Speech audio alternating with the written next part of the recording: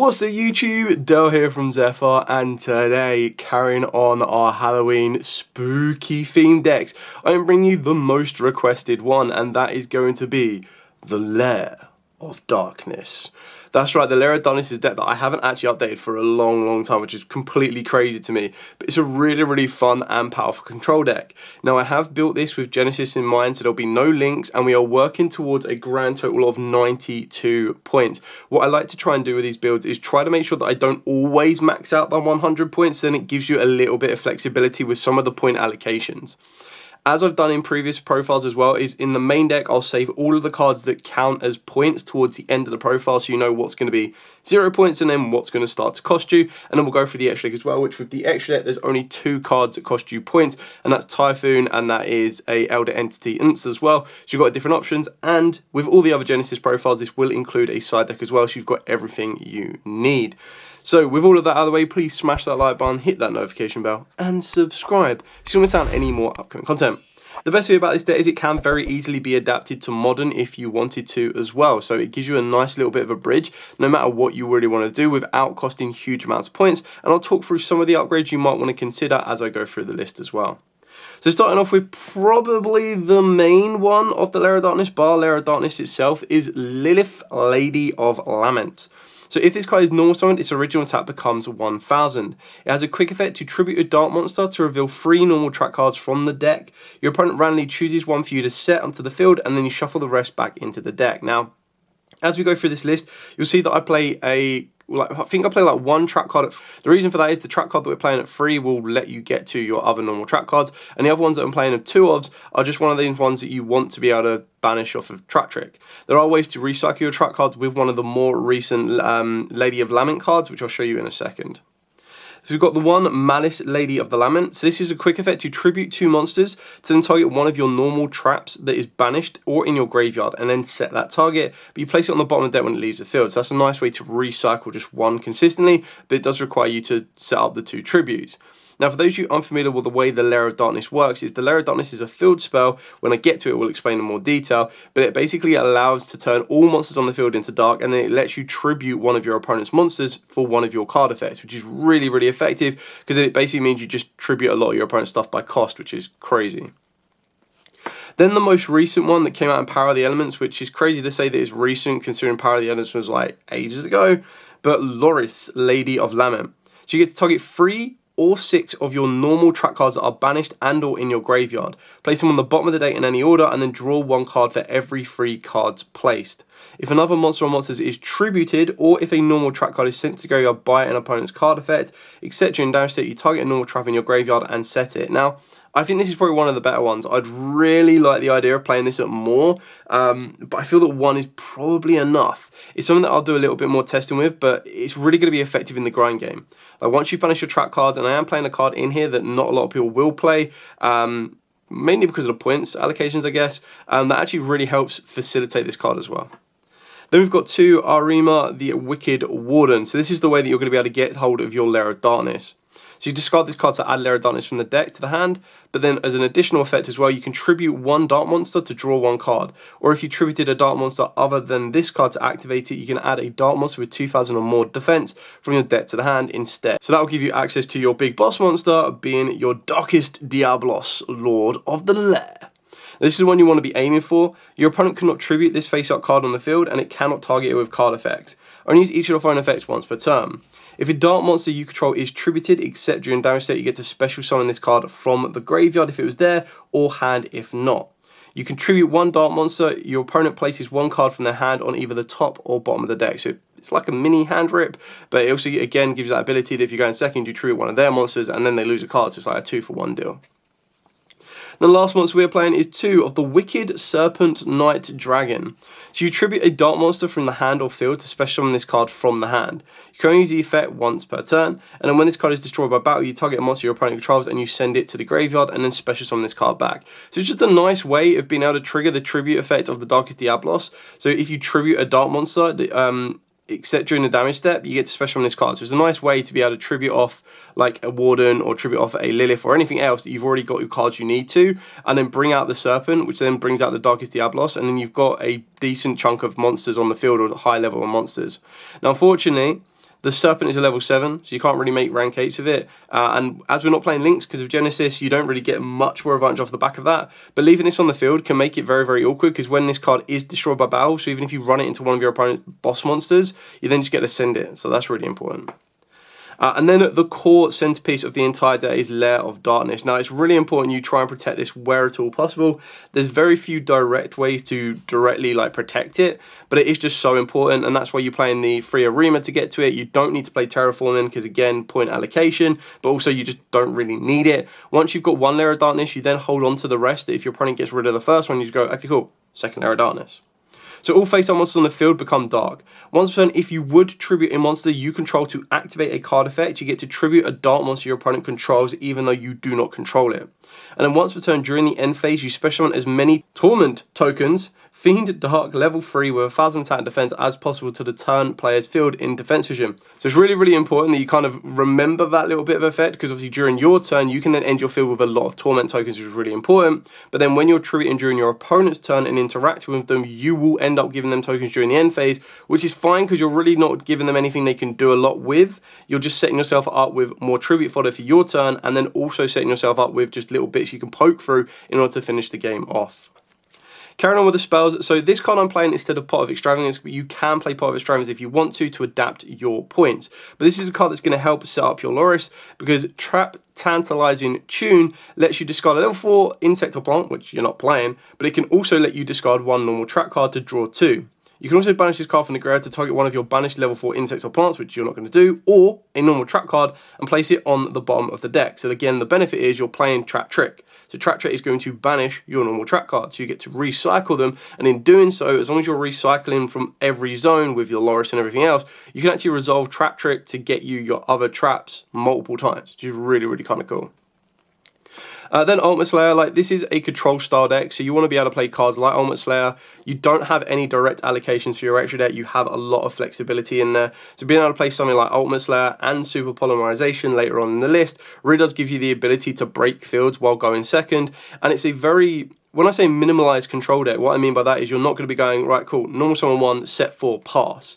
You're probably going to have a little bit more control in your hand, because you'll go Lilith, get a trap card, probably set another trap card, work your way to Lair of Darkness, and then you're still going to have 3 cards in the hand. Hand traps do cost some points, and that's why we are playing more Chummy Foolos in the main deck. You could play another hand trap of your choosing if you wanted to, but the idea is that when you'll be able to play a card like this that has 0 points cost and your extra deck is as flexible as it is in Lair of Darkness, you can utilize it to help you break fields, because you're not always guaranteed to win the dice roll. Moving on to the trap cards. So we're playing a lot of 2-ofs here. So we've got 2 Ballista Squad. Tribute 1 monster to then target 1 card your opponent tries and destroy it. So if you've got Lair of Darkness face up, you will tribute 1 of their monsters and then also destroy 1 other card that they control. So it's a 2 for 1, which is really cool. 2 Dogmatic Punishment. So this doesn't have any direct synergy with Lair of Darkness, like the direct field spell itself, but what this gives you the benefit for, quite like Ultimate Slayer, is because your extra deck is very, very flexible, you have the ability to send cards like Elder Entity Unts, you can also send Malong, Adjugator, cards like that will allow you to do a 2 for 1 type of deal, and because you don't always need to go into the extra deck, you can actually utilize it quite well. Another big thing about Lair of Darkness is turning all monsters on the field into darks means that all of your viruses are live. I like to play a range of 2 viruses at 2 copies. I like to go with Full Force Virus and Eradicator. So Eradicator lets you deal with spell and trap decks, whereas Full Force Virus lets you deal with monsters that have 15 or less defense. I do side the other one, which is Deck Devastation Virus, which lets you deal with 1500 or more. So it gives you the benefit to adapt it to whatever the environment really kind of pushes you towards, to what you feel is going to be more effective for you, and you'd put that card in instead. I'm just shocked that the virus cards are 0 points.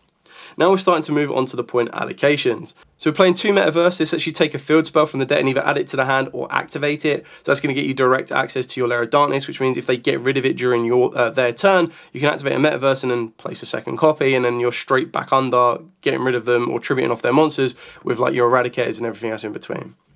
So these are 3 points each, as well as Trap Trick. So Trap Trick can get you access to Metaverse if you need access to your field spell. It can get you access to one of your viruses. It can get you access to Ballista, the Punishment. It's got a lot of flexibility. And if you find other normal trap cards you want to utilize in the deck, one of the more common ones is the Destructive Daruma Cannon. So you can utilize that if you wanted to as well. Then for 13 points, we do play free Super Polymerization. Again, your extra deck is really, really flexible. You want to be able to break fields without your opponent's retaliation. And then again, turning all your opponent's monsters into darks can really open up some very cool extra deck options for you as well, which again cost 0 points, which is crazy.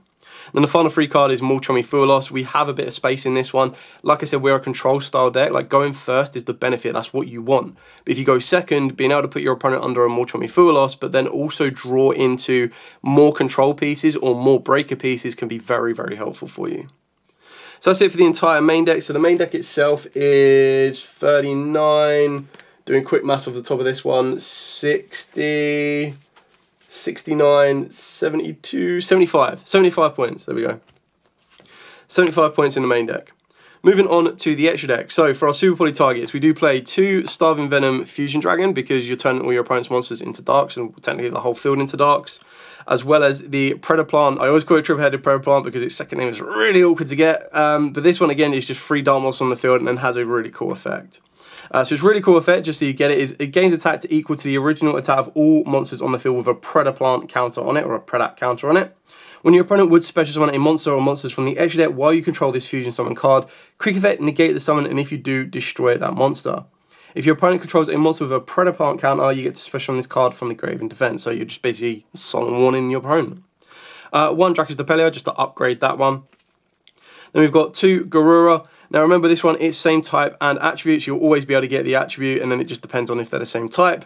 And then to the flip side of your Garura, you've got your Mud Dragon, which is same attribute but different types. So again, you'll be able to cover them with both areas that you need to. Then targets to start to send off of your Ultimate Slayer and start to send off of your Dogmatic Punishment is you've got Fossil Warrior Skull Knight. Now, you're probably not going to be sending this one more times than not. It's just to free up a little bit more points rather than playing Elder Entity Ints at 2. We are playing Elder Entity Ints, which is going to cost you 7 points. You can play a second copy if you wanted to, but I thought I'd show you some different options that you can utilize if you're like, right, I want to put in these different cards like Pot of Extravagance, but then that starts to limit my points allocation and I can't play Elder Entity Ints, or what other alternatives can I do to cut a card like Elder Entity Ints. For the XEs, we've got the Valon, and we've got the Adjugator. Again, you can play 2 Adjugator, 2 Valon, but the Valon lets you deal with spells and traps really nicely, and then the Adjugator lets you negate, which is really important. Then we've got the one Wind Pegasus and the Golden Cloud Beast Malong, and then the final card that's going to cost you points is going to be your Super Star Slayer Typhoon at 10 points. You don't have to play this, it was just a space in the extra deck. I was like, okay, cool, well, Typhoon can be a very nice generic option that could get you out of some sticky situations further on down the line.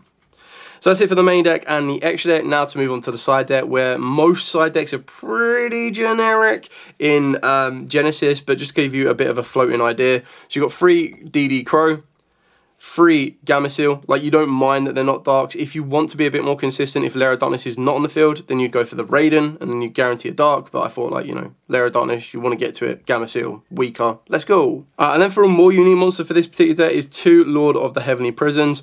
So this is just to protect your set spells and traps. It's not going to be able to protect your Lair of Darkness, unfortunately. But the idea is that if you've got a metaverse and your opponent goes like Harpy's Feather Duster or Lightning Storm, you need a way to protect it, and that's where Lord of the Heavenly Prison comes into play. You could very easily play it free if you wanted to. It has 0 point allocation, so it does give you a bit more flexibility, and it does then end up getting you to another card of your choosing. Then for the spells, 3 Twin Twisters. I just like to kind of respect spells and traps, or even like back row style decks in the Genesys format. So being able to play something like Twin Twisters, which sometimes you'll have a little bit of expendability, like cards you want to discard, maybe to set up your Loris, or even just extra normal summons. You're like, right, I don't mind getting rid of these, so this could be quite useful for you. If you find that you don't have the discard for it every single time, then you go for Cosmic Cyclone, will do the job for you just as well. Then for the final track cards, I've gone with 2 Lost Winds, and this can pretty much be any normal track card of your choosing. And then I've gone with the alternative 2 Deck Devastation. If you really want to go full virus control, you can also go for Crush card. It's entirely up to you on the flexibility on that one. Deck Devi, Lost Wind, no point allocation. So again, you have flexibility to adapt and change and pretty much build as and when you wish within this point allocation. There are some other cards you might want to consider, like technically if you were to open up the space a little bit more, you could start looking at more current forbidden cards, so like Pot of Greed if you wanted to be really, really spicy, or Graceful Charity, basically cards like that, a bit more draw cards. But I quite liked Trap Tantalizing Tune. I just think it opens up the door a little bit more for some of your interactive parts, and I think that's kind of cool. Anyway, that is it for the entire profile. Hope this has given you an idea on updating it even for modern Yu-Gi-Oh! Or just Genesis in general, and continued the spooky theme. Now, I have one more spooky deck to be bringing you tomorrow, and this one wasn't on the poll. This one is actually going to be very, very special, and actually is very nostalgic as well. So make sure you tune back in tomorrow for that final spooky Halloween themed deck update. And again, I'll aim to do it for Genesis because I feel like the modern version is pretty much just add this engine into it, and that's how you modernize it. We'll see how we go and go from there. Anyway, thank you so much for watching. Don't forget to like, comment, subscribe, share. Till next time, as absolutely always, stay safe, and of course, happy Halloween!